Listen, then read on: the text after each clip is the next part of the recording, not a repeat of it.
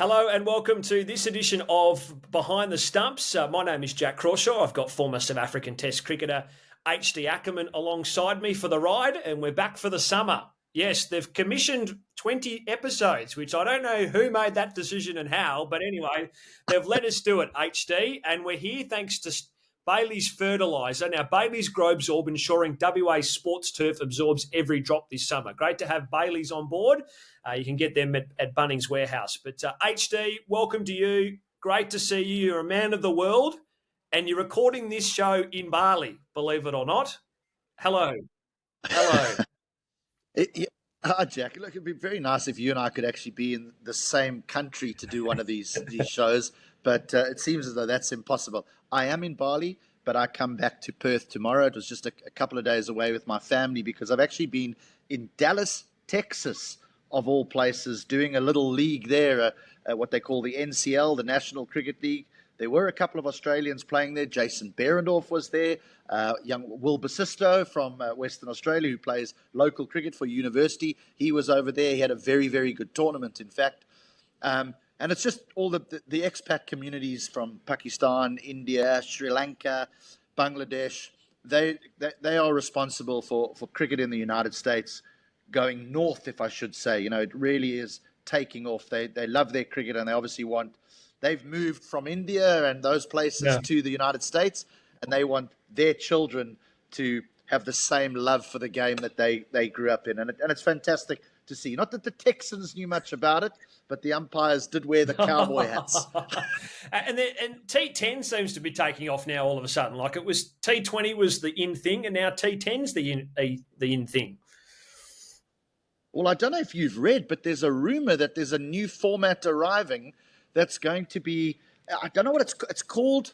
Yeah, is it T-Test or something like that? Which is which is going to be 20 overs you bat, 20 overs I bat, then 20 overs you bat, and 20 overs I bat, and that's the new format. A test match in one day. They're calling it. Look, I think there's everyone's just trying to stay up with this, stay up to date with this new generation. You know, T20 might be taking a little bit long for them now. T10's a lot of fun. I never thought I would say it, but maybe when T20 came around, we were like, oh, no ways. You know, it's Test cricket. It's Test cricket. Now T10's come along, and I'm going, no ways. I prefer T20. I prefer T20. So who knows where the game is going? The important thing is it is a global game now. It really isn't just a handful of countries that play cricket. Yeah, it's incredible how far and wide we're spreading these days. And I saw Will Basisto, actually. He played for Uni on the weekend at Willerton. So I'm guessing he's only back for a short period of time because he could be going to Nepal or Bangladesh, or maybe he's going to Houston or whatever's coming up next in his cricket calendar. But you would have thought he'd want a bit of R&R when he got home. But no, picks up the willow, plays for his local side. Incredible. Full-time cricketers now. There's no such thing as 6 months a year. These guys play for 11 months, and that other month might be spent in the Maldives or something like that. But they're making good money. And you know what? I think cricketers should make good money because they dedicate a large portion of their time to the game. They spend a long time on the field. More often than not, just standing watching someone else bat. So great that players like Will Basisto, who sort of resurrected his career, hasn't he? You know, he was the Australian under-19 captain who lost to India under-19 in the final all those years ago in the under-19 World Cup. He was player of the tournament and has sort of fallen by the wayside, but he's resurrected his career through these competitions. And who knows, maybe the Scorchers will have a look and go, hang on a second, this guy's playing some good T20 cricket. We could possibly use him in the Big Bash. They've got one spot left. Spoke to Kate Harvey on the weekend. I think the Scorchers have got one spot left on their list. So who knows where they go with that? But time will tell. Hey, big summer of cricket coming up here in Australia. I mean, obviously India. We've started with the first one-day international here in Perth, and incredibly, it rains majority of the day, and we don't see a hell of a lot of cricket, but it promised to be so much. And so we got 3 one-day internationals and 5 T20s against India, and then we see 5 incredible Test matches coming up against England, which is. I find I'm struggling to get a bit of a read on it. Like it's sort of like it could go either way. Like we know the Australian bowling lineup. Yes, Pat Cummins may not play early, but he may play later. That seems to be a bit up in the air. But Scott Boland's, a very handy replacement. And and then, but the Australian batting lineup always seems to have this conversation about it. And England have got an equally as strong bowling lineup, and their batters are in reasonable form. So it's very hard to get a read on, I think. Have you got someone in front of the other going into the summer? Gee, this might not be popular, Jack, and I hate to say it because I support everyone who plays against England, to be brutally honest. But I think they're coming with their best chance in a long, long time. Australia will always be favourites at home, I feel, but there's a lot of unanswered questions in this Australian starting 11. I don't think anyone, if we asked anyone in Australia who the top three, I think we're going to get vast differences of opinion, which is something that we haven't had for a long time in Australia. Our bowling attack, very, very settled. But now that Pat Cummins is more than likely not going to play a whole part, yes, Scott Boland comes in, but Cummins weighs in with some important runs when he walks to the wicket, and Boland will probably slot in at number 11, which means Stark's going to have to come to the party with bat in hand. But home advantage is still a massive thing for Australia, not only because of the general public, but because the surfaces are very, very different to what they are in England.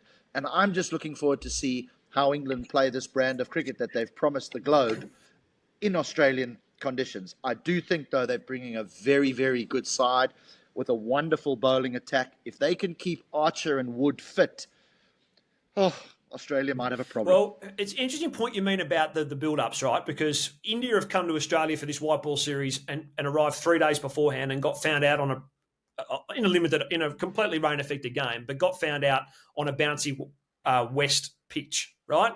Trying to play square wicket shots that in Indian conditions, fair enough, but in Australian conditions with the extra pace and bounce, not necessarily going to work. England are employing a similar method. I don't think their warm-up are they playing a warm-up game before the Ashes, England? Because again, that doesn't bode well for preparation, does it?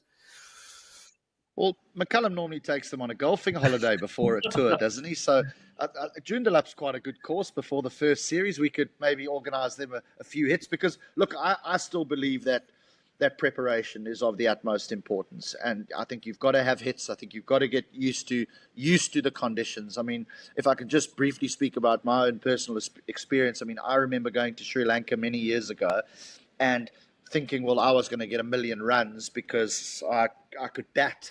But the conditions were so foreign that by the time we were leaving, I was only starting to really get accustomed to the conditions. And that was because it was an A tour, so there's not that much finance behind it. So you can't go 3 weeks before. You go 2 days before the first match. Whereas, there's finances behind these teams. They can arrive early. They can prepare properly. And I think if you're going to arrive in Perth and expect to just walk out at Optus and blast Australia away and you haven't had any preparation, I think you've got another thing coming, because the famous whacker of the past really plays quite similar to the current Optus, doesn't it? The current whacker doesn't really play like the past whacker, but Optus bounces. Yeah, it does, and we saw that on the weekend quite clearly. So, yeah, it'll be fascinating to see how England sort of handle that. You mentioned before about the Australian batting lineup, and who knows who bats 1, 2, and 3, but I think Marnus Labuschagne's done the selectors a favour, hasn't he? Like, by absolutely batting the house down with hundreds in one-day cricket, hundreds in Shield cricket already this year. If he hadn't made a run, the selectors' lives is so much harder, isn't it? If Marnus has not made runs. Yeah, I mean, I think they were hoping for this, because I think with such a big series, the Ashes, I think they wanted to play Labuschagne, but it was almost like, how do we play this guy? Because he's not scoring any runs. So I agree with you. I think he's done them a massive favour. I think he makes that selection easy. I'm still not so sure it's the right thing going forward for Australia, but it might be just for this current series, because no one else is really putting up their hand and saying, I'm the man. So elaborate more on that then. Why is it a bad selection for the future and not for? No, because I don't know if it. Look, I don't know where Marnus's head is at the moment, but I think it was completely fogged and all over the place before the start of the domestic season. I think he was tinkering with his technique. I think he was trying to become the new sort of Steve Smith with all these little funny things that he does before facing balls and after balls. And I think what he's done is he's gone back to what made him successful at the beginning for Australia when he replaced Steve Smith all those years ago, that concussion substitute. And I think it appears that he's gone back to, hang on a second, my only currency is runs here. I've just got to get back to see ball, hit ball type thing. I think he was overcomplicating things, and I think he's just uncluttered his mind, and he's now scoring some runs. What I'm trying to say is that if he goes back into that method, I think he could fall back into the low-scoring Marnus Labuschagne. Whereas if he doesn't, maybe he can give Australian cricket another 2 or 3 years, I think, before the next crop come along. And that next crop is around. I mean, the likes of Constas, the likes of Connolly, the likes of Harry Dixon, for example, the Campbell Kellaways, they're knocking on the door. Are you batting Marnus at 3, or is he at the top? I would prefer to bat Marnus at 3. Because I'd prefer Cam Green a little bit further down the order. I don't know yet if he is a natural number 3, Cam Green. So I'd go Marnus at 3. So you don't have room for a second. Don't ask me who's opening. No. Don't ask me who's opening the batting. I wasn't going with that. I was going to ask you so you've got no room for Bo Webster then, who has obviously improved and has played exceptionally well for Australia in the opportunities he's got in Test cricket. He hasn't played the first 2 Shield games, obviously, because of this ankle injury that he's got, but impressed at higher honours, absolutely smashed the door down in Sheffield Shield cricket. You can't get him in the team? No, because that first Test, I'm going with 3 quicks and Nathan Lyon. I'm not. I don't think I need a 4th seamer. I know Cam Green won't do any bowling as yet.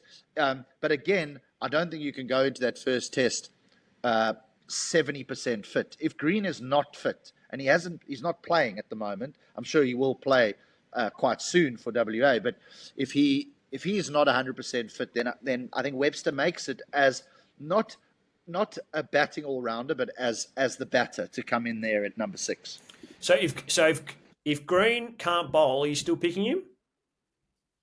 I am. You are. I am. I think he's a quality batter, but he must be fit enough to bat and get some game time under his belt. Okay. I think Kate Harvey, the high-performance boss at WA Cricket on Saturday, said that game 3 he should play as a bat because this was precautionary to keep him out of this one-day series with the Ashes as the huge focus. Whether he gets a bowling game 4, it's a little while away yet. It's still a couple of weeks away. But you might find Australia go with Labuschagne at the top with Khawaja because there hasn't been anyone that's put their hand up and said, pick me, and then Green goes to 3 and that gets a spot for Webster. They might go with What's the selection conundrum, do you think, around Jake Weatherald at Tasmania? So he probably has been the only one who's 3/4 of the way, maybe totally put his hand up and said, I've made runs, pick me in this first couple of Shield games this summer. Do you think that the selectors would look at Jake Weatherald, or do you think they have the nucleus already within their existing group with the likes of the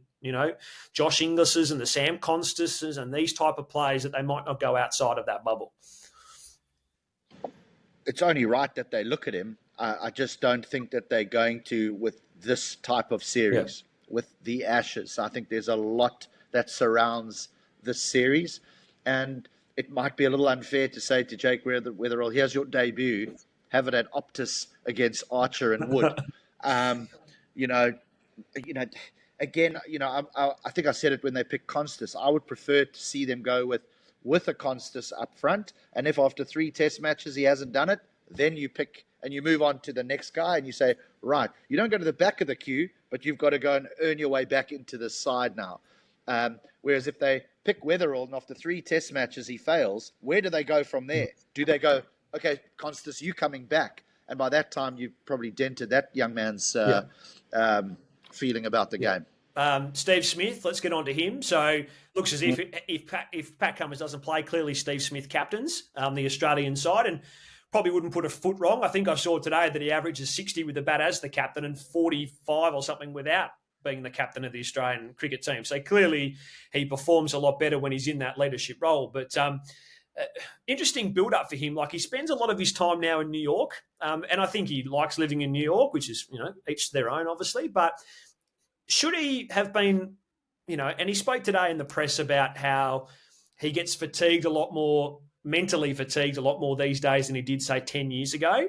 Um, is the preparation, he comes in and plays one, maybe two Shield games. Should he have been playing from New South Wales from the start if he's fit and available and playing all the red ball cricket that he can? Or is he experienced enough, Steve Smith, for Cricket Australia to go, Steve, you manage your own build-up, happy where you're at and how you finished last year, and within the middle of the year as well, no, you manage it how you want to.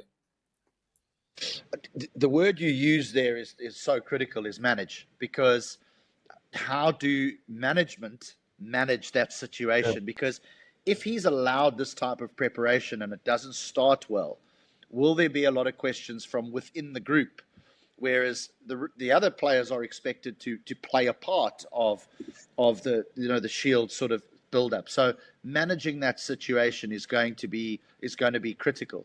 Do I think Steve Smith can come in and perform with a couple of Shield games behind his belt? Yes, I do. I think he understands his game. I think he knows his game.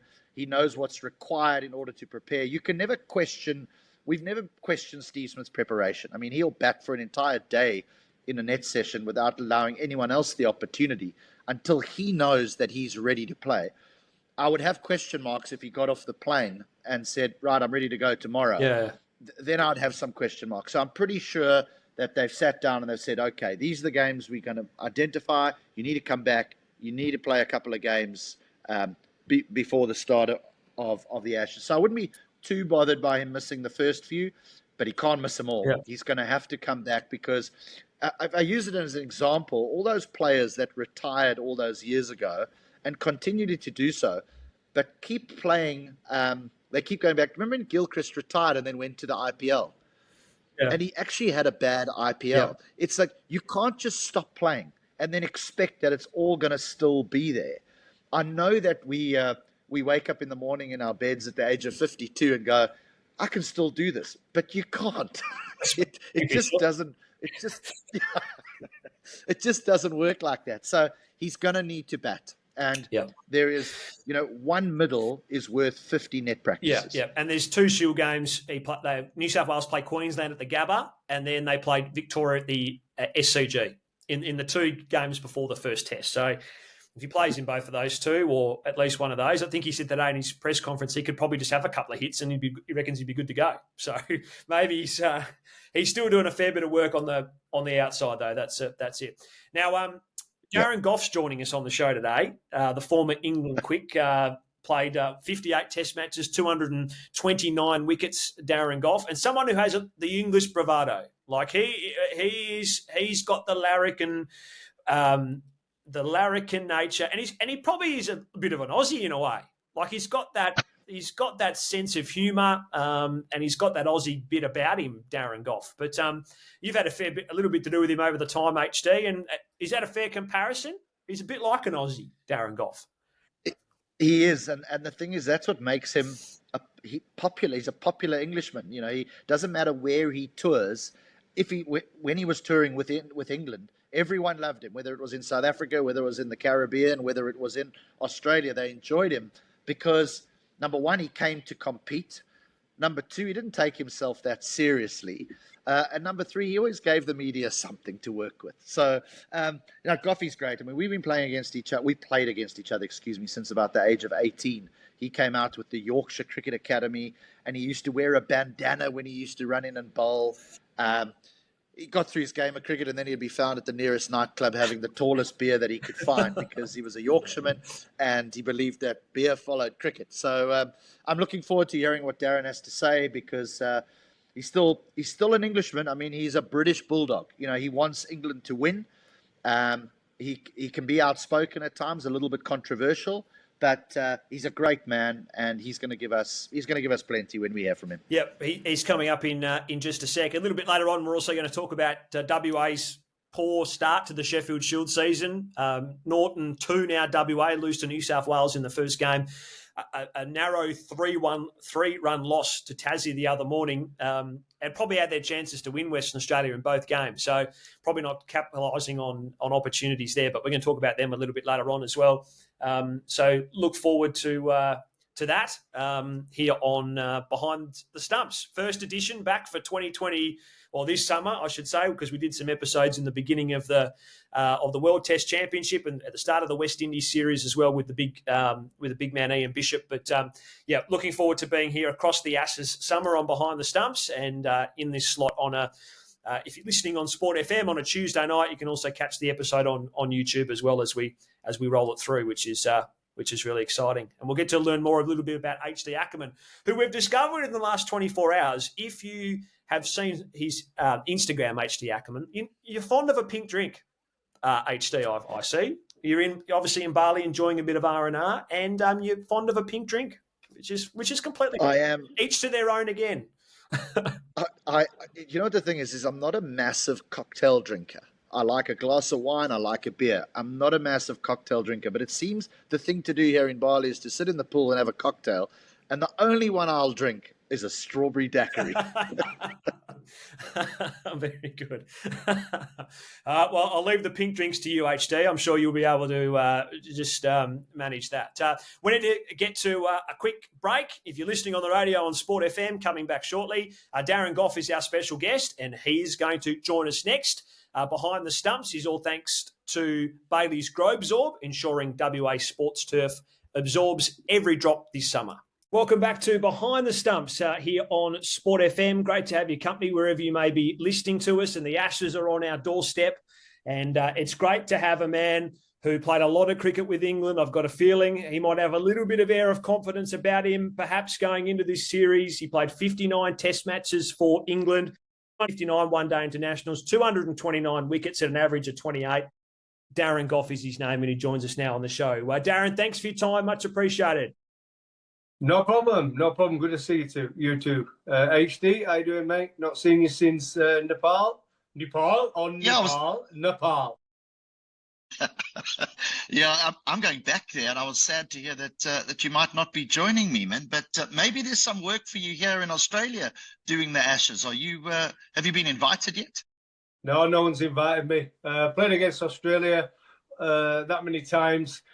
Listen, let's be honest. I lost most of the time, but I think I was thinking of coming to Perth. I'll be honest. So if you've got anybody out in Perth, fancies getting me out there. Don't need much, just a business class flight and an hotel. I can do a little bit of promo work. It'll all be good. But I fancy Perth. I think that's where it's all going to kick off. And obviously the pitch there, this England team, if everybody's fully fit, be interested to see what they go with. Well, I know what they'll go with. And Australia have to get a good start. I honestly believe that. What is it about this rivalry between Australia and England, Darren? Is it purely just the symbolic nature of the urn, or is it just the battles over time that have really built this up to be something which is incredibly special? Yeah, listen, let's be honest. Most of us growing up haven't got a clue what the urn is, right? I think we get taught as we go along, but I think what it's about is years and years when you're growing up of watching TV or listening radio, and the battle, and it brings out the best in a great rivalry.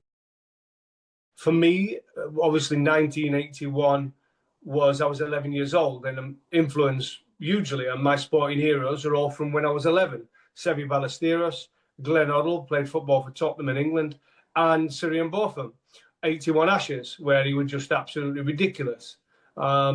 So from that moment, I thought if I was ever going to play football, I want to be like Glenn Hoddle. So I had the perm, and I used to buy a Tottenham kit. If I ever played golf, I'd play like Seve Ballesteros. I still try and play like him now, even though obviously I'm a champagne golfer on a beer budget. And then with Beefy, I thought if I could play one test match, it would be against Australia, and I want to play like Beefy. And I kind of got halfway to being a Beefy. I bowl like him. My personality is probably similar to him. I just couldn't bat like him. I tried, but I just couldn't bat like him. But Goughy, I know you say you didn't have a lot of success against Australia, but the Australian public took to you. Why do you think that they did? Because they don't take to many Englishmen. Well, I stuck it in there, didn't I? I remember going on my first tour in '94, and I was a young lad. You're going to remember England had been burnt badly by Australia, I think in '93. And then we went out there, and I remember us going to the launch of the kit, and not one of the players had dared go on stage with Merv Hughes. I was like, what is this all about? And I'm like, he's about a foot taller than me. I said, give me the kit here. I went straight on stage and stuck it straight on him, in his face. And I wasn't afraid. And this is someone who had never played in an Ashes test match. I wasn't afraid of anything. I was there to make a statement. I was there to show I've got confidence. And no matter what happened, I was going to play the way I've always played, and to win. But to play fairly and to play with a smile on my face. And I think the Australian public saw that. I became good friends with a few Australians. Obviously, I played a lot of cricket with Buff and Damien Martin and Blewett at Yorkshire over the years. I became very close to Warney. I think he liked the way I played, and he named me in all-time Ashes 11, didn't he? He said I'm the only one who would have got in at that England team. So, yeah, that's quite a big compliment. And I was given the freedom of Australia, wasn't I, by the Prime Minister at the time. He loved the fact. He knocked on my door after I got the hat-trick in Sydney, and he gave me his autobiography signed, which I've still got to this day. I should have actually brought it, but it's just in the other room. But which was quite funny. It was Howard. Remember Howard, the Prime Minister? So, yeah, I've kind of got a good relationship with Australia. So that's where I want to go back, really. I won't mind going back. And like I say, Perth, you know anybody? I'm available. Well, have a couple of cashies, HD. That's what we need for Goughy. We need a couple of cashies, and that'll get him sorted. Just have Exactly. a Jack, just before we get on to the up-and-coming Ashes, though, Goughy, you can sort of lay claim to the fact that you gave England the start they needed in 2005 when they won that famous Ashes in 2005, because you were playing in the T20 series, and you've got a little story about Casper the Friendly Ghost, don't you, with Australia before the start of that series? Well, I've got a few about 2005. Obviously, I retired Test cricket due to injury age, 31 and a bit, 32. Same as Flintoff. Both got similar injuries. But I managed to come back and get back in the England side 2004 for the one days, and then I played in 2005. Age 35 years old, skinhead. And I remember we played the T20 at Durham. At Southampton. And I remember going into a meeting. You got to remember, I was kind of the only one left, really. I think Hick might have been in. I might be wrong, but it got Vaughan in there now, Trescothick, Collingwood, Strauss, Jones, Harmison. So I was playing with the next era in this T20 side.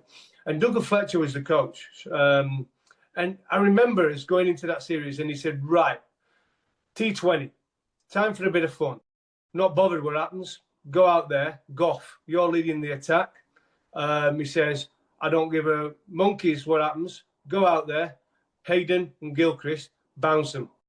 Be aggressive. I want all the players to run in at them straight away. The likes of Simons, Hayden, Gilchrist. They've bullied us for years. Get in there, get in their face.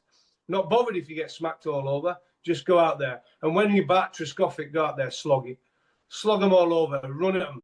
Run at these bowlers, McGrath, who have had the best over us for years and years. We're going to show them, but this series is going to be a different one. It's going to be a brand of cricket that they've not seen from England. It's going to be an aggressive brand of cricket they've not seen from England, and we're not going to be bullied anymore. So it's a statement game. And if you remember that game, we went out there. I was on hat-trick. I got Gilchrist and Hayden quite early, and Simons came in. And Vaughan came up to me, who was now skipper. Obviously, it's gone from a saying. And he said, right, hat-trick, mate, you've done it in a test match. You've got a chance to do it in England's first T20 international. He says, well, stick a slip in. I said, no, I'm going to bump him. He said, what do you mean you're going to bump him? He said, well, that's the orders, isn't it? To be aggressive. And I'll tell you what, I bumped him. And I wasn't as quick as I used to be because I've got one leg by now. And I hit him, first ball in the chest. And I've never seen anything like it. Everybody just wolfed in on Simons. And that from an England team I'd never seen since I'd never seen it in my career.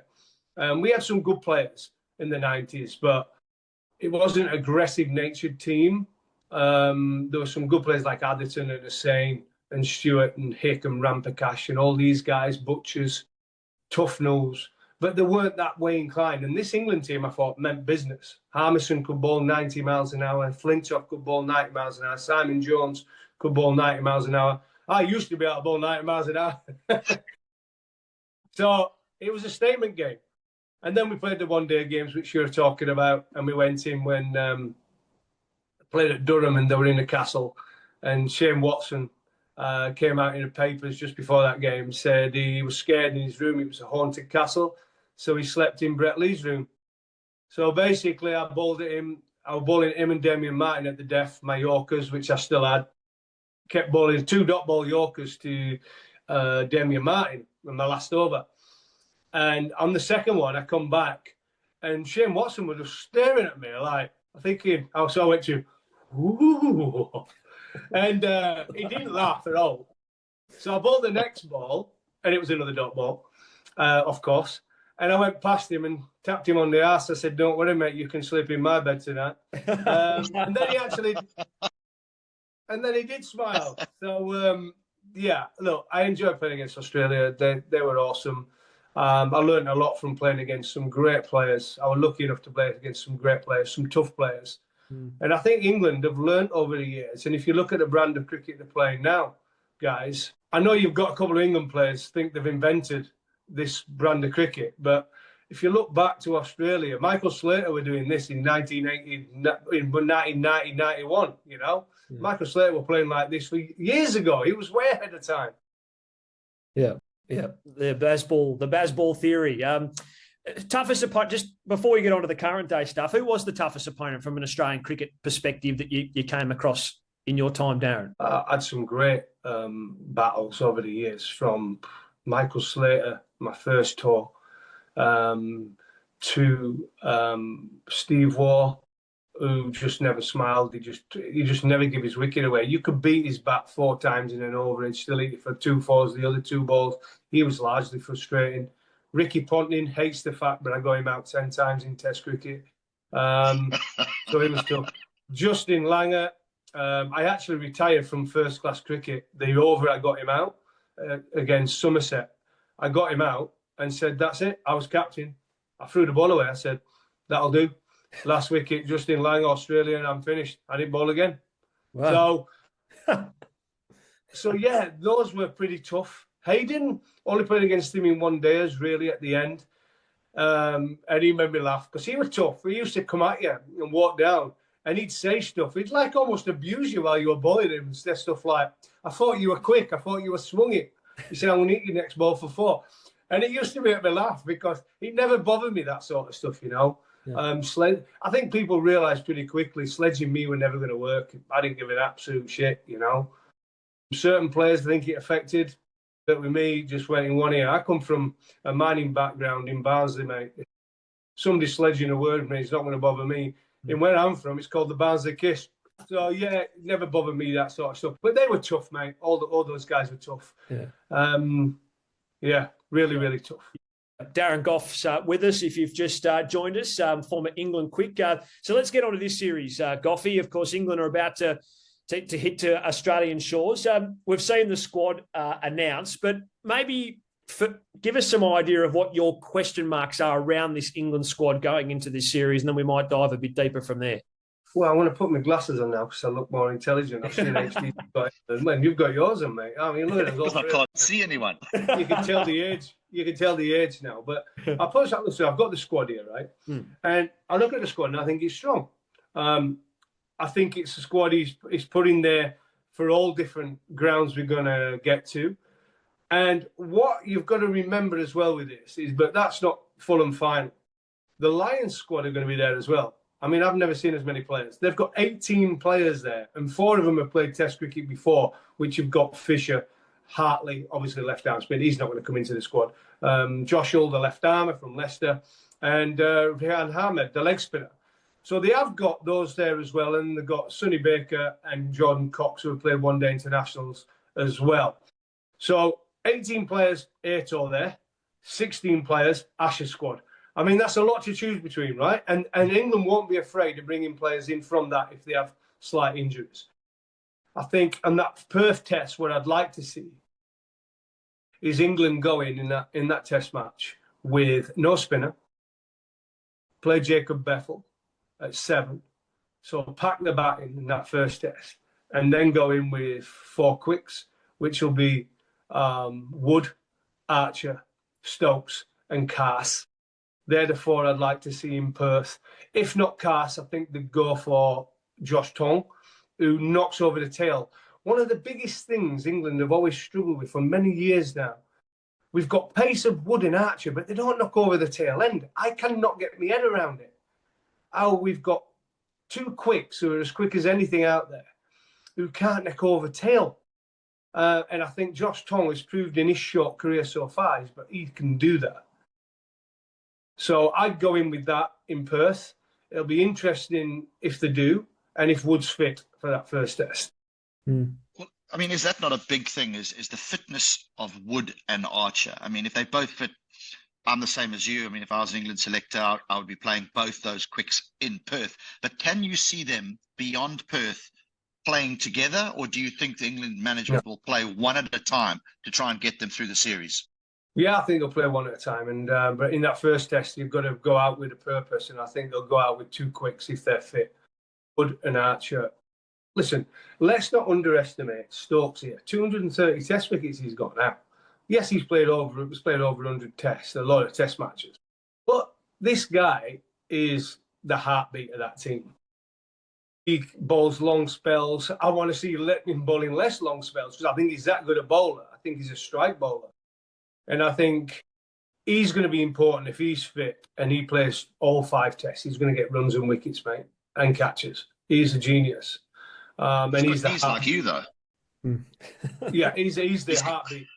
And I think Australia they'll come back. He's got knees like you. Yeah, I think the worse than mine now. But I think they'll come up. Australia always did that. They tried to come at me when I bowled Slater, and then it was Gilchrist. They used to come at me, and I think they'll come at Stokes as well.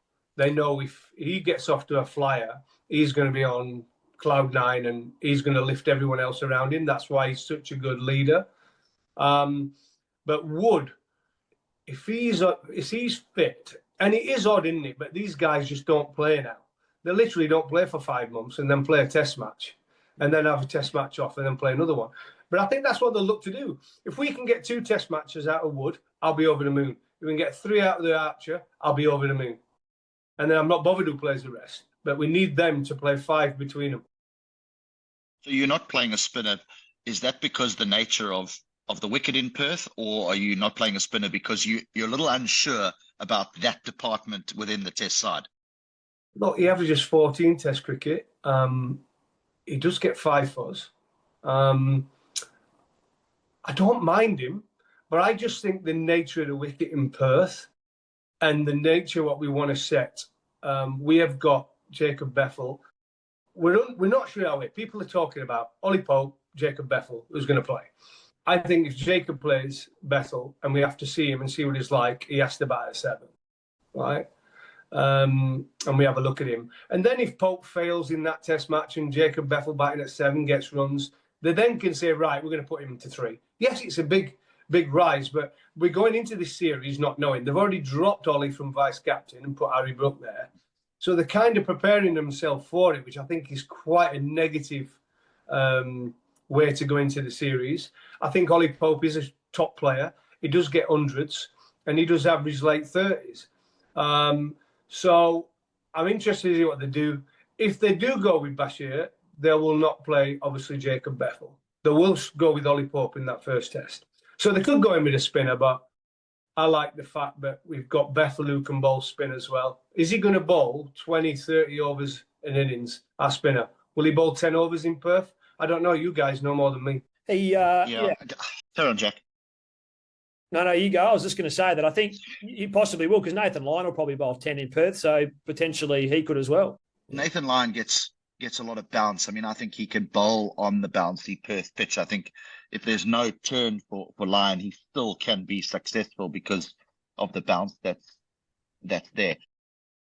Well, the reason to pick Bashir is because he bowls an attacking line and he gets bounce. right? He's tall. But like I say, he averages 40 in Test cricket for a reason, right?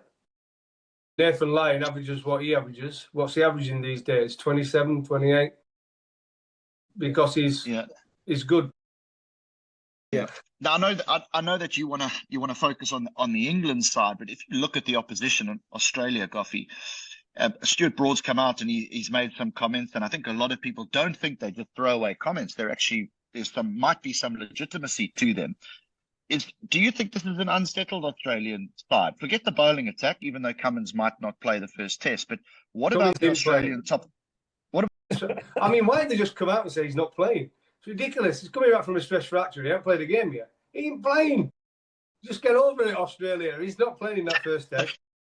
I think it is unsettled. I think it's not without reason. I think Usman Khawaja is going to be 39 in the series, right? He's been a fantastic player for Australia. I think he's looked rather unsettled. That last series against West Indies, he didn't really pull up any trees. Who they're going to go with him? I think the best option for me is Marcus Labuschagne or Labuschagne, depends where you're from. And Constas, I keep seeing him get out reverse sweeping. I mean, I'd like to see him do that against Wood and Archer on a constant basis. Who's the other players you've got? Kellaway, Renshaw, Marcus Harris, Nathan McSweeney, Bancroft again, or Josh English going up the order. He does it in one-day cricket. There's loads there. Is Cameron Green going to play at 3? Or I think he'd be better at 6. That's just my personal opinion. But then if you put in Marcus up front, he would be your natural number 3 with then Smith at 4. So I think there's a lot of uncertainty going into the series and a lot of options for Australia. They've got good players. There's no doubt about that. But I think that batting order, not knowing where everybody's going, is going to be a bit of a problem for them. The only 2 secure spots are going to be Smith at 4 and Travis Head at 5, right? That's where it is. And can they get Bo Webster in the side? Is he going to play as a batter who can bowl a bit just to give him a little bit? I don't know. And I still think now it's going to be a long tail with Hazelwood, Boland, Stark and Lyon at 8, 9, 10 and 11. Yeah. Do you think England can sustain this new... I know that management don't like the word baseball, Goughy, but do you think they can sustain this type of cricket on Australian pitches?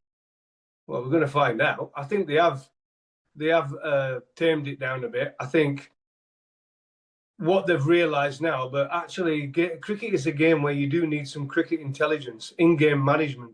And I think some of the interviews, it still annoys me now when they come out and do some of these interviews and you say, oh yeah, we're just going to go out there and smack it all over and get as many as we can and then we're going to get 10 wickets as quick as we can. Yeah, we all know that, right?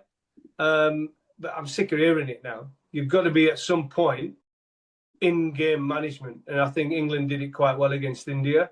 We've got a good side. I'm all for positive energy. I'm that way myself.